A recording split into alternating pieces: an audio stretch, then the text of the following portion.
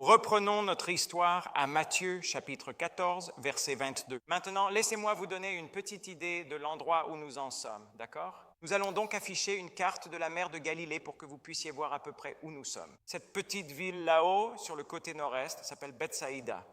C'est là qu'ils étaient. C'est là que la multiplication des pains pour les 5000 a eu lieu, juste au sud de cette ville, là, sur le rivage. Et puis Jésus dit, au verset 22, il est écrit, « Aussitôt Jésus obligea ses disciples à monter dans la barque. » Alors, où allaient-ils? Eh bien, Jean nous dit qu'ils allaient à Capharnaüm, qui se trouve juste un peu plus loin, à environ 3 ou 4 miles de là, de l'autre côté. Ce n'est pas comme s'ils traversaient tout le lac.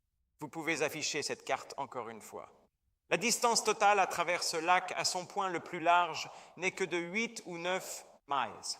Et ils allaient seulement de Bethsaïda à Capharnaüm. Donc, vous voyez qu'ils ne traversent que pas une grande distance, mais attendez de voir ce qui va se passer si vous ne connaissez pas l'histoire. Alors, regardez le verset 22. « Aussitôt, Jésus obligea ses disciples à monter dans la barque et à passer avant lui de l'autre côté pendant qu'il renvoyait la foule. » Verset 23. « Et après avoir renvoyé la foule, il monta seul sur la montagne pour prier. » Le soir venu, Jésus était là, seul sur le flanc de la montagne. Mais la barque qui transporte les disciples se trouve maintenant au milieu du lac. Jean indique que la barque se trouvait à 3 ou 4 milles du rivage. Pourquoi se sont-ils éloignés autant du rivage alors qu'ils n'avaient qu'une courte distance à parcourir? Je vais vous dire pourquoi. Parce qu'une grosse, vieille et énorme tempête s'est levée et la barque était battue par les vagues. La Bible dit, et j'adore cela, que le vent était contraire. Et les voilà maintenant au beau milieu de la nuit, coincés là. La Bible dit en fait au verset 25 qu'il s'agissait maintenant de la 4e veille de la nuit.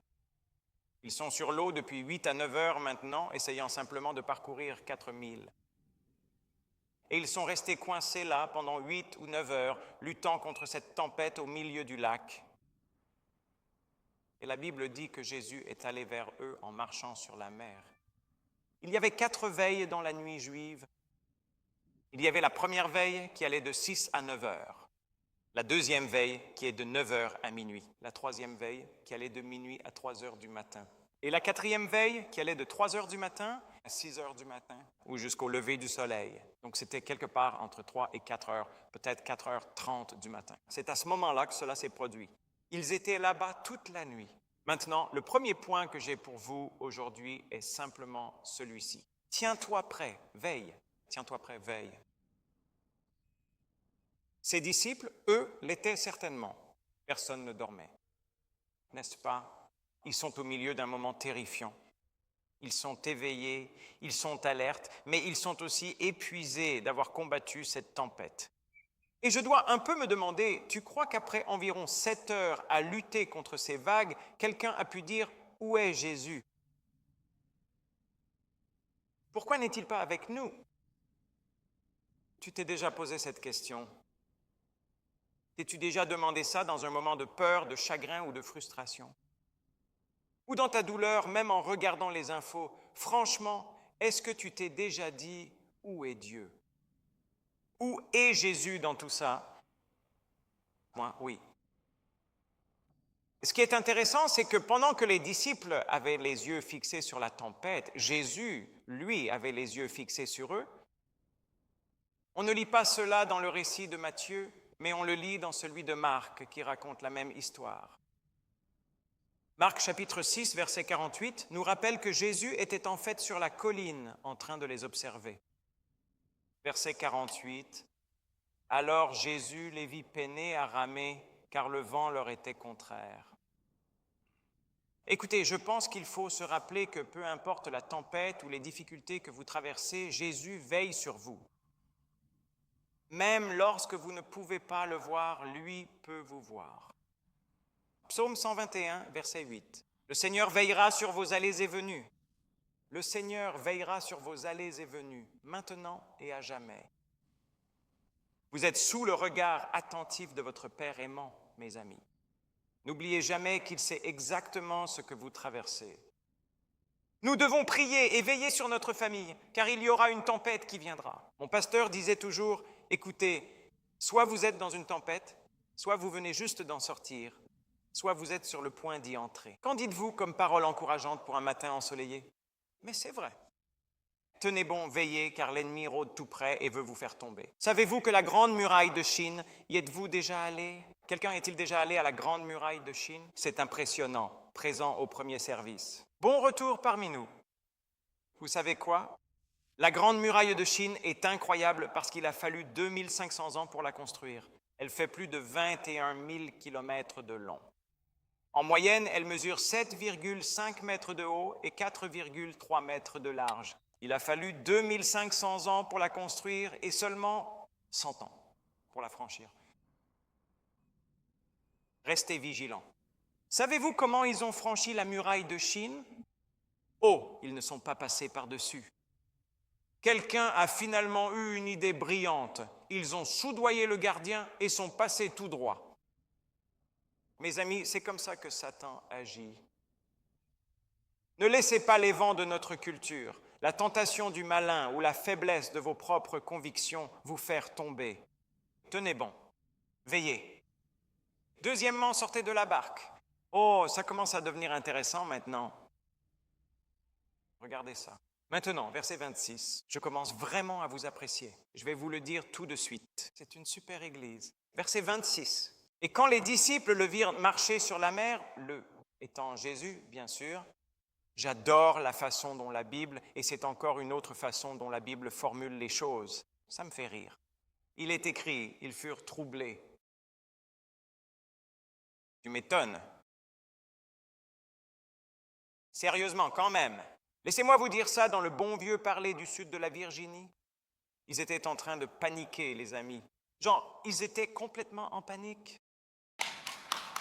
Ils se disaient, c'est un fantôme, et ils ont crié de peur. Verset 27, mais aussitôt Jésus leur parla.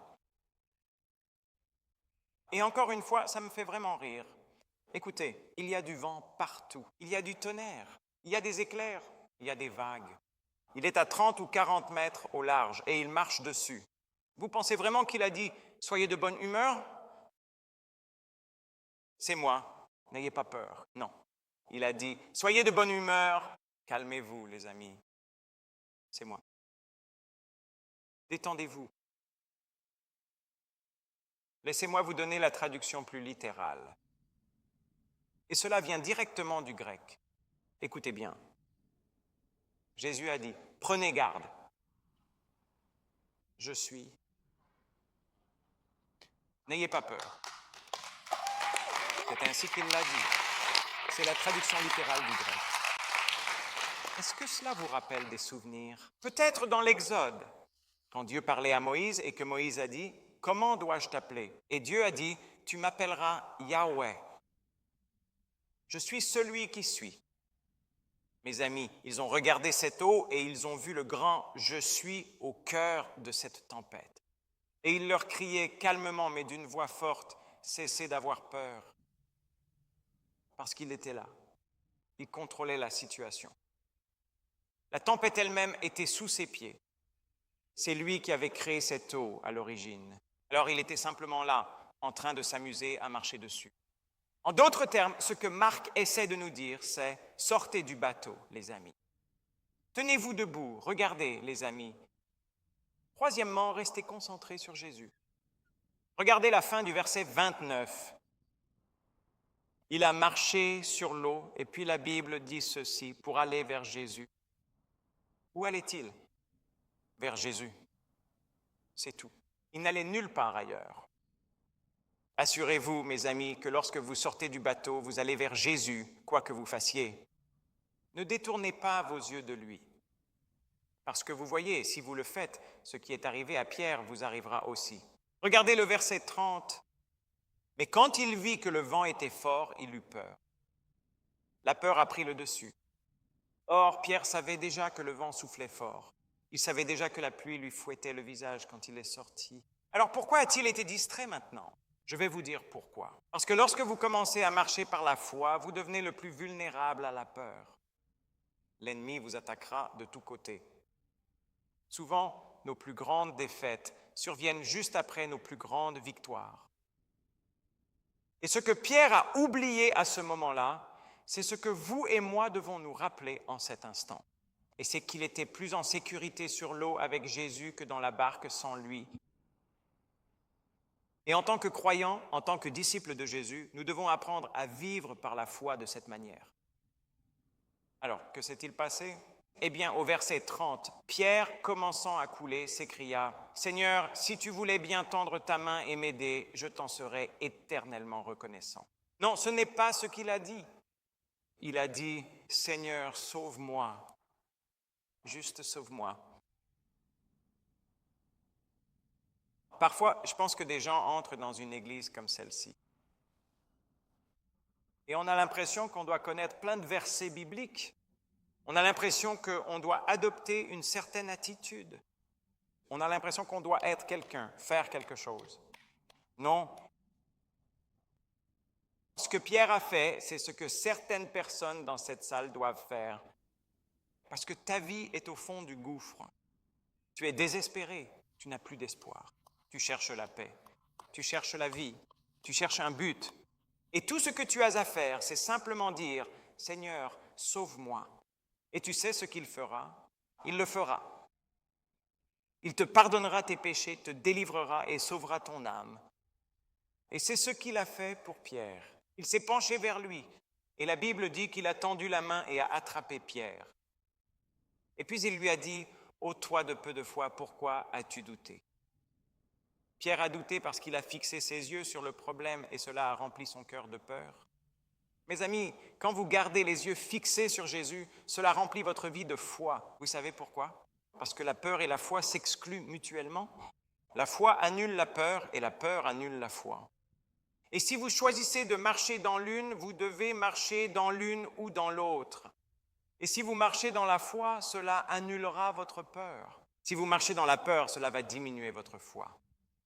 Et les disciples avaient tendance à surestimer l'ampleur de leurs problèmes tout en sous-estimant la puissance de Dieu.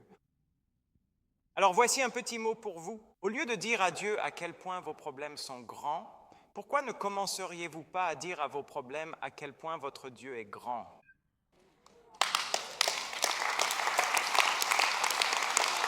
Et remarquez, ce n'est pas Pierre qui a tendu la main pour saisir Jésus. C'est Jésus qui a tendu la main pour saisir Pierre. Alors ne doutez jamais que le Seigneur Jésus vous tient. Ne détournez jamais les yeux de lui, sinon vous coulerez. Gardez les yeux fixés sur Jésus. Alors tenez-vous prêts. Sortez de la barque. Restez concentrés sur Jésus. Puis-je vous en donner un de plus avant de conclure? Et si vous faites ces choses, voyez-vous, vous aurez le privilège de voir ce que seul Jésus peut faire. Jésus a fait taire la tempête. Verset 32, « Et lorsqu'ils montèrent dans la barque, le vent cessa. » Tout s'est arrêté d'un coup.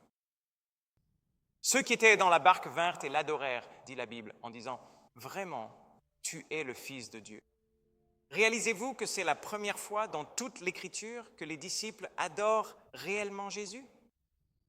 Parce que c'est la première fois qu'ils réalisent enfin, « Waouh, il n'est pas seulement un prophète. » Il n'est pas seulement un enseignant vraiment génial. Il est Dieu fait chair. Et ils l'ont adoré.